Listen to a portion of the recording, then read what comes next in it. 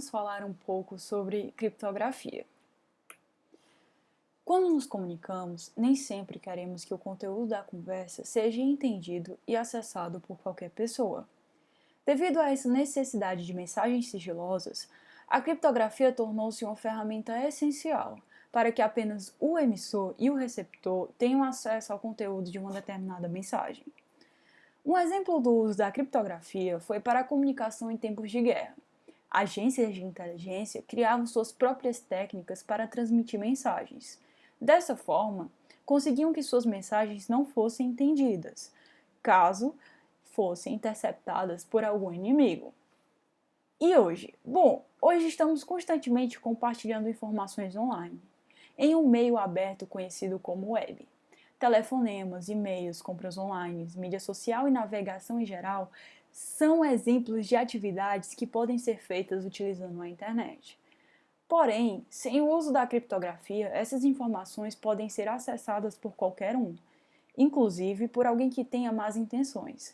Sendo assim, é fundamental o uso de técnicas que nos permitam segurança dentro da rede. O que é a criptografia? Criptografia pode ser definida como um conjunto de técnicas que reforçam a segurança de uma informação, disfarçando o conteúdo por meio de cifras, que são métodos de codificar dados. Vamos ver como funciona na prática? Suponha agora que Gilberto deseja enviar uma mensagem a Karine. A mensagem de Gilberto, na sua forma original, é conhecida como um texto aberto. Gilberto, então, criptografa sua mensagem utilizando um algoritmo de criptografia que vai ser responsável em transformar o texto claro em um texto cifrado, que não seja entendível por qualquer intruso. E esse algoritmo utiliza uma chave para codificar os dados. Gilberto envia a mensagem cifrada a Karine. Para ter acesso ao texto original, Karine utiliza uma outra chave, junto com o algoritmo de decriptação que vai transformar o texto cifrado em um texto original. Em sistemas de chaves simétricas, a chave do emissor e do receptor são idênticas e secretas, o que será discutido no próximo slide.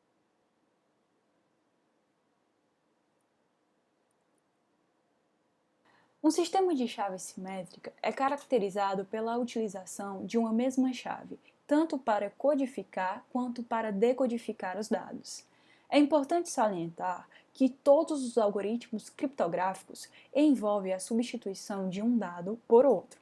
Por exemplo, na cifra de César, que é um sistema de chaves simétricas, a chave, denotada pela letra K, é representada por um número qualquer.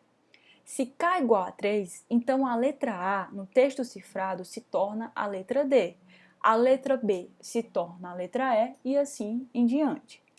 Ou seja, a cifra funciona tomando cada letra da mensagem do texto aberto e substituindo-a pela késima letra sucessiva do alfabeto. Vamos ver um exemplo? Utilizando a cifra de César para criptografar o texto aberto, dado tendo K igual a 3, o texto cifrado ficaria FDFR. E para descriptografar, é só pegar a chave e fazer o processo de forma contrária. Mas o interessante aqui é ver que a mesma chave é utilizada para transformar a mensagem em código e para depois decodificá-la. Porém, esse método não é muito forte, pois não precisaria de muito para quebrar o código, já que há somente 26 valores possíveis para as chaves, e por isso não é utilizado hoje. O tipo de cifra utilizada hoje é a cifra de bloco. Vamos ver como funciona. Cifras de bloco. Na cifra de bloco, um bloco de determinado tamanho deve ser cifrado a cada vez, e o conjunto de operações matemáticas envolvendo a chave é repetido a cada bloco, como no slide. Na cifra de bloco, a mensagem a ser criptografada é processada em bloco de K bits. Por exemplo, se K igual a 3, então a mensagem é dividida em blocos de 3 bits, e cada bloco é criptografado de maneira independente. Para criptografar a mensagem, a cifra utiliza um mapeamento de 1 para 1, que consiste em ter uma saída diferente para cada entrada. mapeando o bloco de K bits de texto aberto para um bloco de K bits em texto cifrado. Nesse caso, retornaria com um bloco de 12 bits. O mapeamento é a permutação de todas as entradas possíveis. No caso do exemplo, existem 2 elevado a 3 entradas possíveis que podem ser permutadas em 8 fatorial, que dariam 40.320 formas diferentes de mapeamento. Dessa forma, cada mapeamento funcionaria como uma chave, porque com o mapeamento é possível tanto decifrar como codificar a mensagem. No exemplo de K igual a 3, um possível mapeamento é o da imagem apresentada.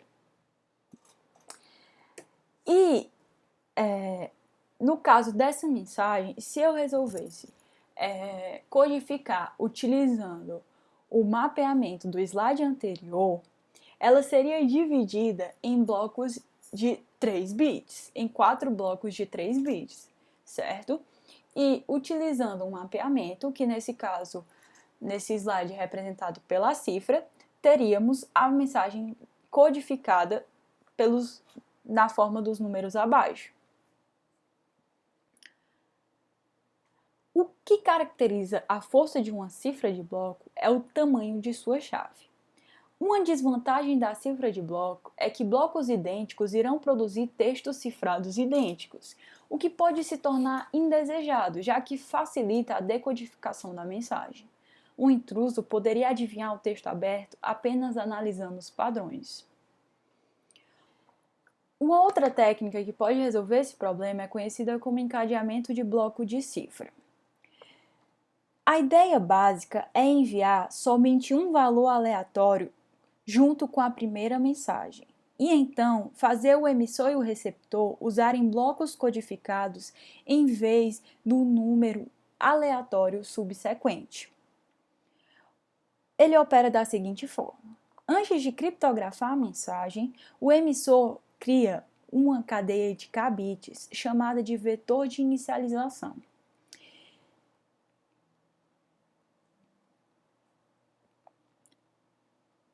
O emissor calcula o ou exclusivo do primeiro bloco de texto aberto com o IV.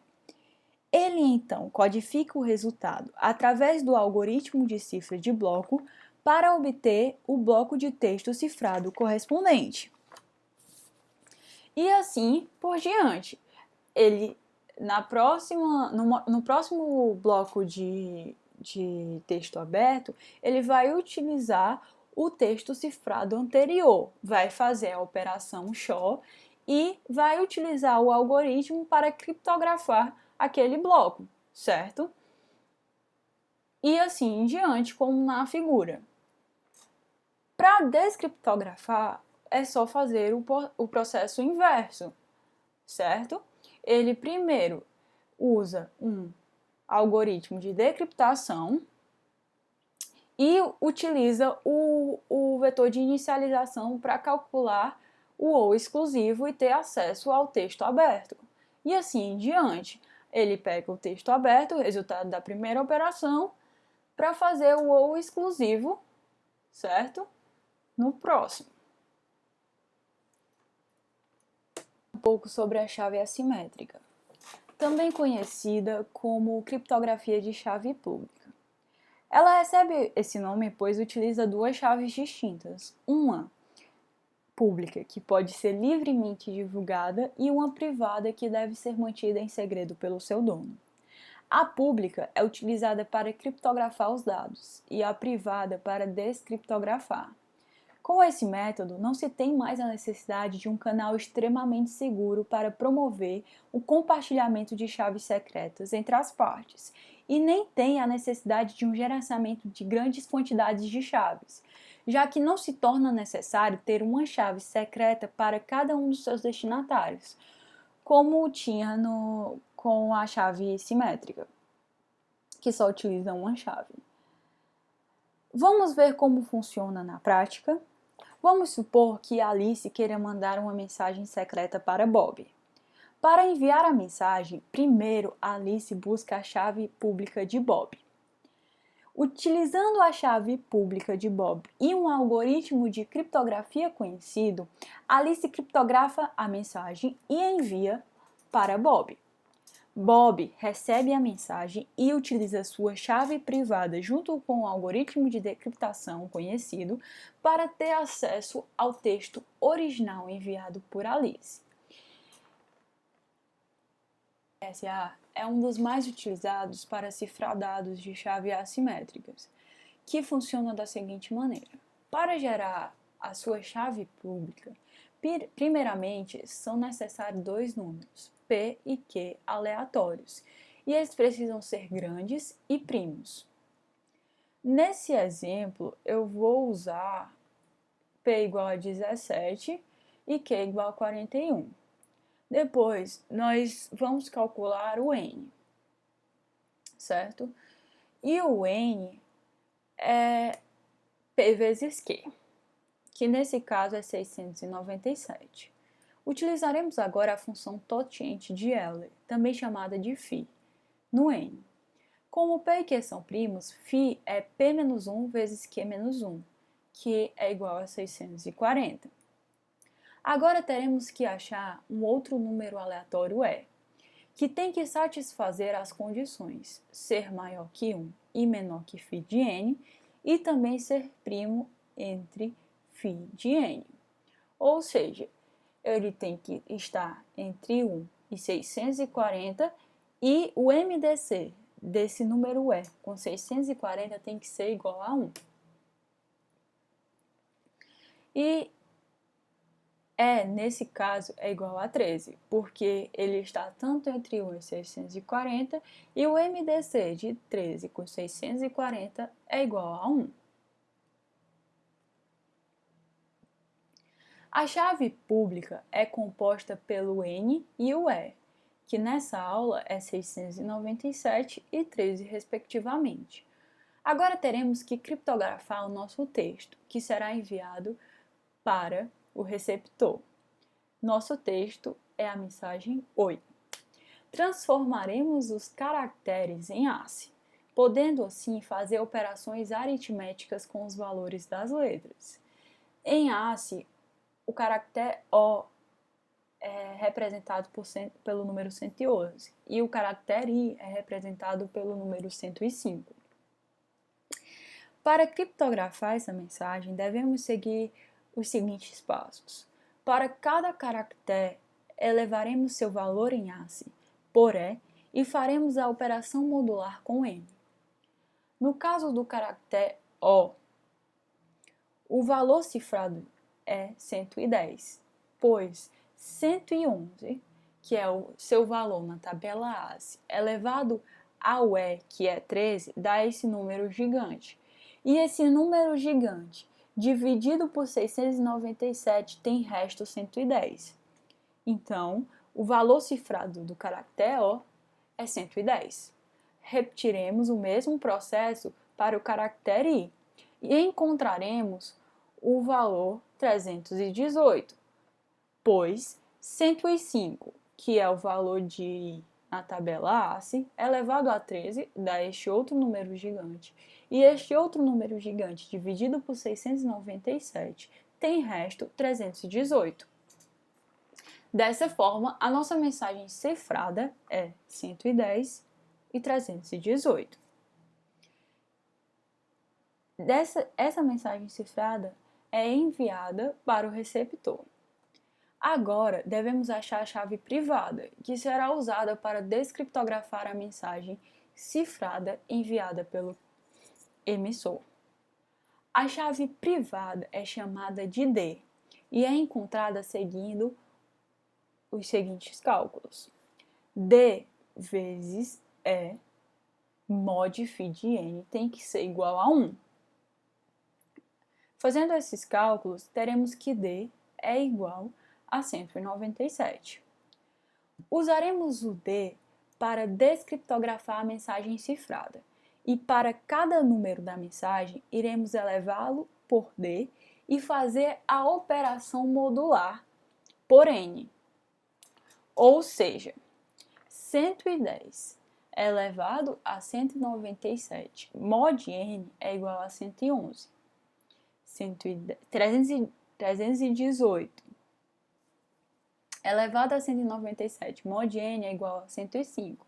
Dessa forma, nós temos, convertendo de ACE para a letra, teremos de volta o texto plano OI, que foi enviado pelo emissor, terminando assim o algoritmo RSA. Esse algoritmo RSA é considerado um algoritmo forte e, portanto, seguro. Mas o que é considerado um algoritmo forte? A força de uma criptografia é medida pelo tempo e recursos que são requeridos para recuperar o texto original. Portanto, uma criptografia forte é extremamente difícil de ser decifrada sem o uso de ferramentas corretas, fazendo com que o tempo de execução de um algoritmo ultrapasse milhões de anos. E por que o RSA é considerado, então, um algoritmo forte? Pois, para um atacante saber a chave privada D, ele teria que saber quais foram os primos P e Q, que foram utilizados para achar o N, para assim calcular o feed N. Como o RSA utiliza números de 2048 bits, significa então 2 elevado a 2048 possibilidades, ou seja, 10 elevado a 617, sendo extremamente maior do que a quantidade de átomos no universo observável, que estima-se ser na ordem de grandeza de 10 elevado a 81. Fazer a multiplicação de dois números primos de 2048 bits é fácil, computacionalmente falando. Porém, para achar os números primos originários de um N de 4.096 bits, é preciso fatorar, algo que é computacionalmente inviável, levando milhares de anos para achar os dois números primos que foram multiplicados para dar o N. Sendo assim, um algoritmo seguro e forte para a comunicação na internet atualmente.